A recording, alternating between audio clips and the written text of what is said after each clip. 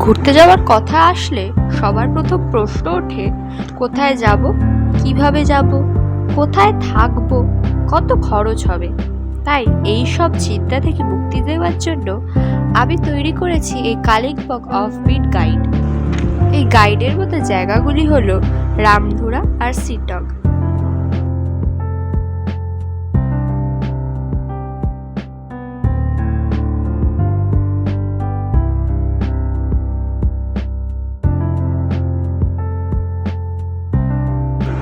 এই প্ল্যানটি হলো 3 nights 4 days-এর।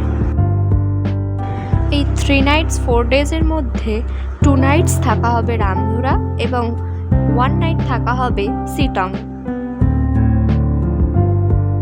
এই টোটাল ট্যুর প্ল্যানটাতে মোট খরচ হচ্ছে 5,999। এই ট্যুর প্ল্যানটা হলো গ্রুপ অফ 8 জন।